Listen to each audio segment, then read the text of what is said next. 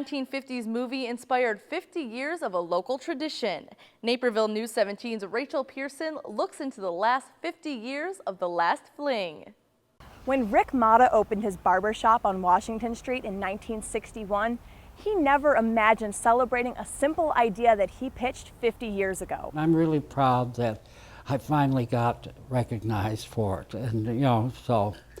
Yeah, it's a good time, the 50th year and everything. I didn't even realize it myself, We're celebrating 50 years of Last Fling this year, so what can we do to make it special?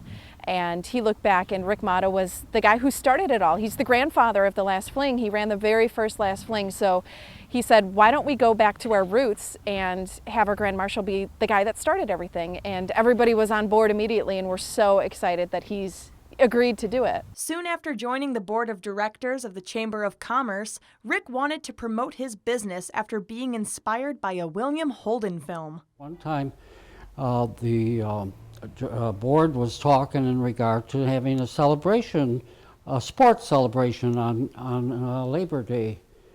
And well, anyways, I have been so enthralled with the movie Picnic with Kim Novak and William Holden, which was a small town, and they were having all the businessmen were involved, having this big celebration for Labor Day. His enthusiasm led the board to give him full reins, and the first fling was held in 1966 as a one-day festival on the grounds outside Centennial Beach. I had it for 7 years, and the first year was just the parade, and then they all emptied out I had them empty out into the grounds by Centennial Beach, where we had some of the clubs like Jaycees and the Lions Club had some set up games. From its humble beginnings of pie-eating contests and a rock and roll talent show for locals, the Fling has grown into a 4-day celebration and the largest annual fundraiser hosted by the Naperville Jaycees. It's not just people from the Chicagoland area. This year specifically, we were taking a look at some of the numbers through our ticketing agency, and we have people coming from New York, we have people coming from the Carolinas, we have people coming from all over the country that want to come and party with us over Labor Day weekend for the Last Fling. And while the event draws in thousands from near and far with a carnival, an all-star music lineup, and special events, its philosophy still aligns with its founder in focusing on the community. The atmosphere the whole weekend should be just an atmosphere of friendship and just having a good time and enjoying your town.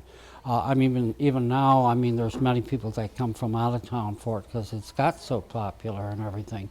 But it's still meant for the people in town here, and it's all they're supposed to have a good time.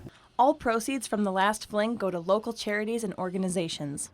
Reporting for Naperville News 17, I'm Rachel Pierson. Rick Motta has been named Grand Marshal for this year's Labor Day Parade, honoring his contribution to Naperville over the last 50 years.